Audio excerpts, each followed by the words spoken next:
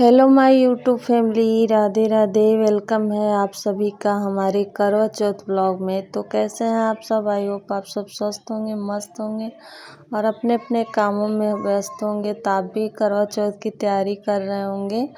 तो फ्रेंड्स, बरसों के इंतज़ार करने के बाद फाइनली वो दिन आ ही गया है जब हमें अच्छे से अपने पति की लंबी आयु के लिए व्रत रखना होता है और सजना संवरना होता है। तो हमारे लिए ये बहुत स्पेशल डे होता है। तो यहाँ पे मैं ना नेल पेंट लगा ली थी पहले ही, मतलब 2-3 बजे ही, ताकि वो सूख जाए। नहीं तो टाइम पे लगाते हैं तो कपड़ों में पूरा फैल जाता है और नेल पेंट भी ख़राब हो जाता है। तो उसके बाद सारे काम निपटाने के बाद से ना पूजा के पास दीपदान वगैरह तुलसी जी का करने के बाद अब हो चुका था 6:30। तो यहाँ फिर से मैं नहा धो के दोबारा से आ गई थी और नहा के आई थी ना तो नीचे से नाइटी ही पहन के आ गई थी। और उसके बाद सबसे पहले मैं लगाई थी महावर। तो महावर लगाने के बाद फिर साड़ी वगैरह पहनेंगे और फिर तैयार होंगे। और पतिदेव अभी आए नहीं हैं और वो थोड़ा लेट से आएंगे, क्योंकि मतलब एकदम हम गांव में ना किसी को करंट लग गया है, मतलब एकदम शाम को, तो चौराहे पे एडमिट है। तो इस वजह से वो वहाँ आके रुक जाएंगे थोड़ी देर और फिर बोल रहे हैं कि चाँद उगने से पहले मैं आ जाऊँगा, बट पहले नहीं आ पाऊँगा। तो ये सब भी देखना पड़ता है। अभी वो मतलब फ़ोन की थी मैं, तभी वो कोर्ट से निकले थे, क्योंकि कोर्ट में भी कुछ काम आ गया था तो उनको लेट लग गया था।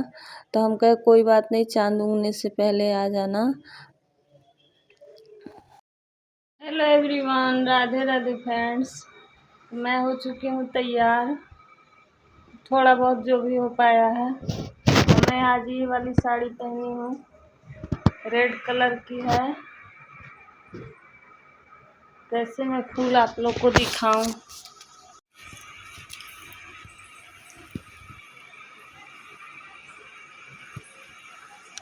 आप लोग ज़रूर बताइएगा कि ये साड़ी आप लोग को कैसी लग रही है।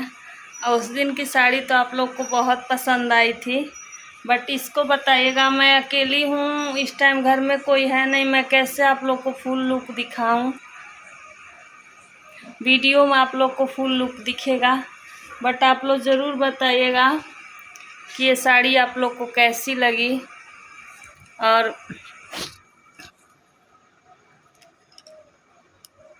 मैं मतलब वो गोल्ड ही ज्वेलरी मैं पहनती हूँ, मैं आर्टिफिशियल मेरे हस्बैंड को पसंद नहीं है।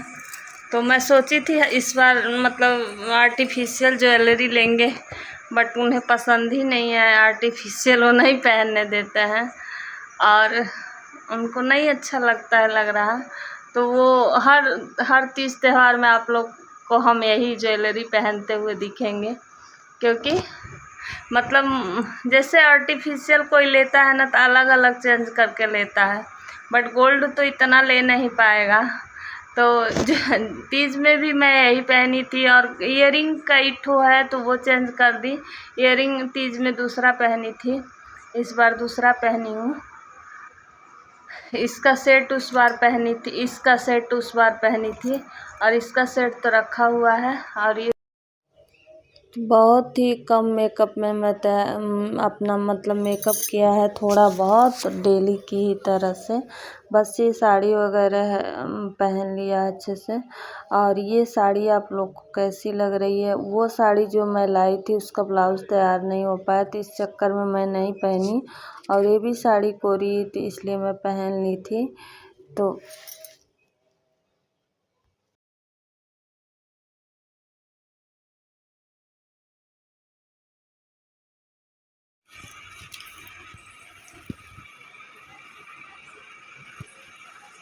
आप लोग ज़रूर बताइएगा कि ये साड़ी आप लोग को कैसी लग रही है। और उस दिन की साड़ी तो आप लोग को बहुत पसंद आई थी, बट इसको बताइएगा। मैं अकेली हूँ इस टाइम, घर में कोई है नहीं, मैं कैसे आप लोग को फुल लुक दिखाऊं। वीडियो में आप लोग को फुल लुक दिखेगा, बट आप लोग ज़रूर बताइएगा कि ये साड़ी आप लोग को कैसी लगी। और मैं मतलब वो गोल्ड ही ज्वेलरी मैं पहनती हूँ, मैं आर्टिफिशियल मेरे हस्बैंड को पसंद नहीं है। तो मैं सोची थी इस बार मतलब आर्टिफिशियल ज्वेलरी लेंगे, बट उन्हें पसंद ही नहीं है, आर्टिफिशियल वो नहीं पहनने देते हैं और उनको नहीं अच्छा लगता है लग रहा। तो वो हर तीज त्यौहार में आप लोग को हम यही ज्वेलरी पहनते हुए दिखेंगे, क्योंकि मतलब जैसे आर्टिफिशियल कोई लेता है ना तो अलग अलग चेंज करके लेता है, बट गोल्ड तो इतना ले नहीं पाएगा। तो तीज में भी मैं यही पहनी थी और ईयरिंग कई ठो है तो वो चेंज कर दी। ईयरिंग तीज में दूसरा पहनी थी, इस पहन ली हूँ कि थोड़ी देर तो पहनना है।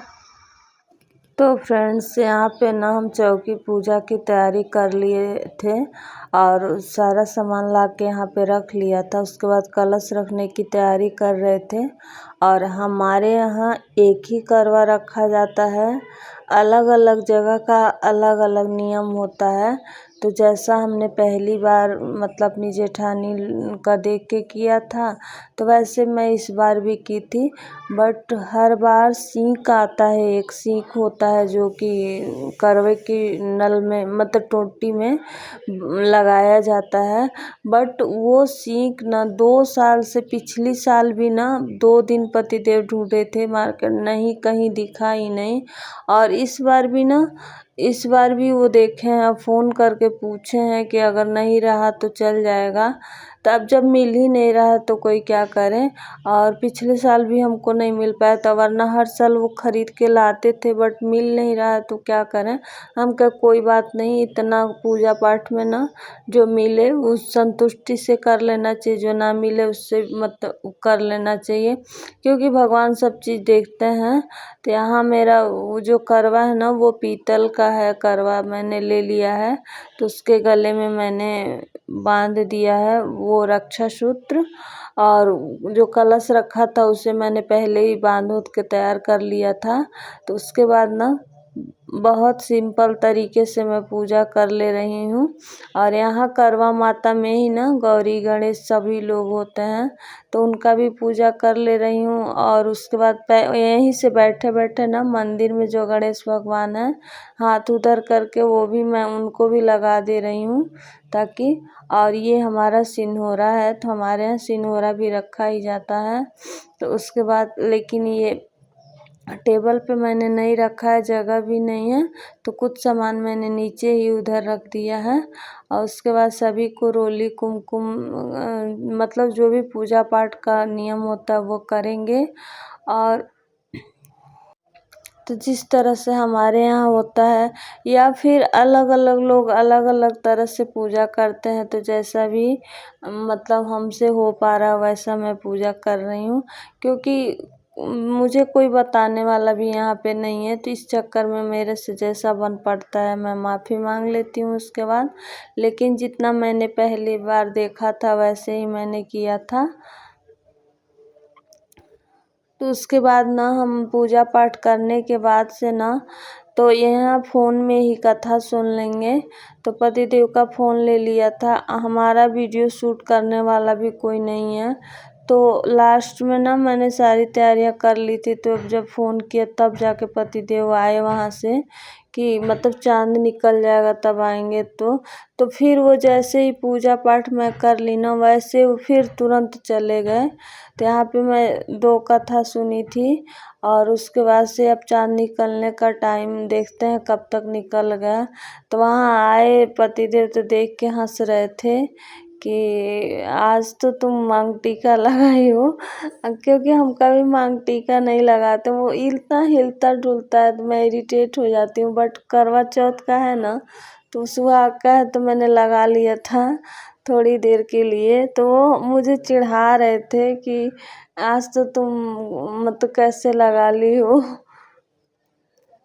उसके बाद पूजा पाठ होने के बाद से ना मैं आरती वगैरह कर ली। अब और थोड़ी देर यहीं पे बैठी थी, तब तक फिर चाँद भी निकल गया।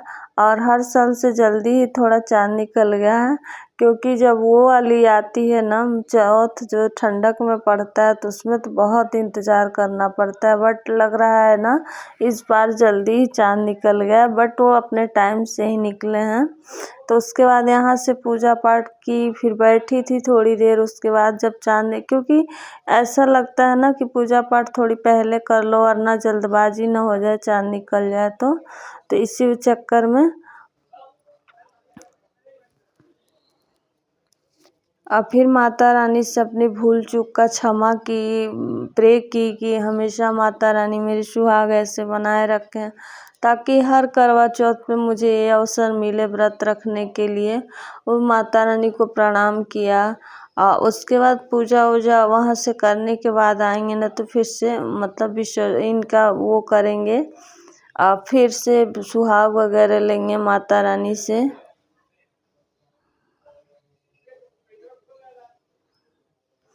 तो यहाँ पे चाँद निकल आया था और उसके बाद हम लोग आ गए थे बाहर सब।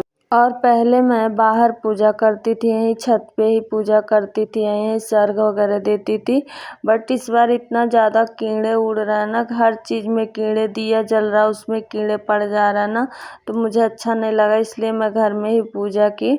और चाँद को अर्घ देने के बाद से हमारे यहाँ ना सीख लेके वो जो करवा में जल भरा रहता है पतिदेव गिराते हैं और गोल गोल मतलब 4 बार फेरी लगाया जाता है। उससे भी अर्घ देना ही बोलते हैं। तो सीख तो आया नहीं था तो बट और पूजा का जो वहाँ हम पहले तैयार करते थे चौकी ना, उसी को गोल गोल घुमा जाता था। बट इस बार मैं चौकी अंदर घूमी थी, की थी पूजा, तो यहाँ पे वैसे ही मैं गोल गोल घूम लूँगी और अर्घ दे लूँगी। और चाँद का जो पूजन होता है तो वो भी मैं कर ली हूँ यहीं से। और उसके बाद मतलब उन्हें भी धूप दीप चंदन ये अक्षत वगैरह सब चढ़ाया जाता है, तो मैं सब चढ़ा लूँगी। और उसके बाद आ गया नंबर पति पूजन की। तो यहाँ पे ये जैसे आए ना तो मैं बोल रही थी कि कपड़ा चेंज कर लीजिए तब तक वो चाँद निकल भी गया था। तो फिर ये रहने दिए थे। और उसके बाद देखिए ऐसे ही आंचल पे और मतलब 2 बाल निकाल के वो किया जाता है। तो मेरे तो बाल में जूड़ा बन गया था तो मैं ऐसे ही बाल को छुआ दी थी थोड़ा सा, बाकी तो बाल मुझे भूल गया था तो मैंने बाल निकाला ही नहीं था। अब खींचता है तो दुखता है। तो यहाँ पे ऐसे ही हमारे यहाँ पूजा किया जाता। अब फिर से लगाएंगे पति को टीका। और इस टाइम मतलब इनके बाल कटने की वजह से ना पितृपक्ष में जो बाल मुड़ जाते हैं तो बिल्कुल चेहरा अजीब तरह से लग रहा था। और उसके बाद से ना बुला रहे थे वो देवर जी को, तो फिर से इनका भी पूजन कर लिया और उसके बाद प्रणाम कर लिया।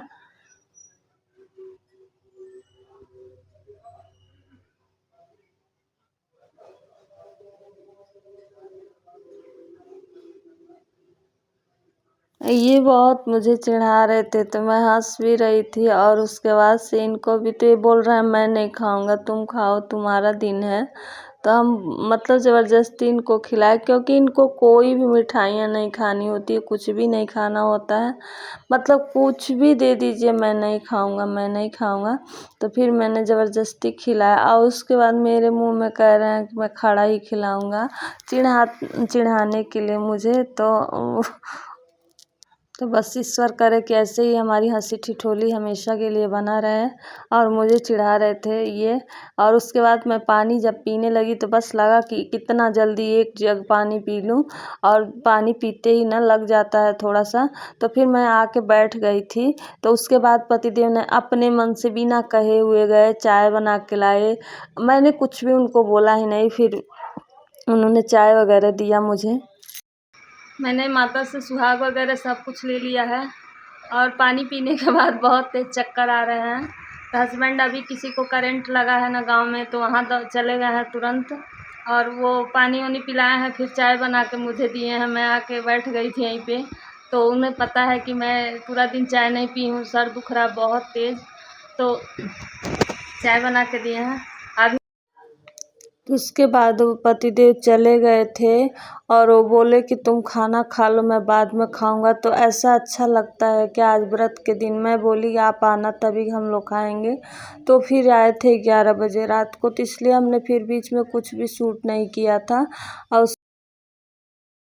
सब पूजा पाठ हो चुका है, अब चलते हैं कपड़ा चेंज करने और थोड़ा सा हल्का कुछ पहनेंगे। बहुत ज़्यादा भारी लग रहा है, ये सब खोलेंगे और खाना पीना खाएंगे। तो चलिए अब वीडियो का करेंगे एंड, मिलते हैं नेक्स्ट ब्लॉग में एक अच्छे से ब्लॉग के साथ। राधे राधे फ्रेंड्स।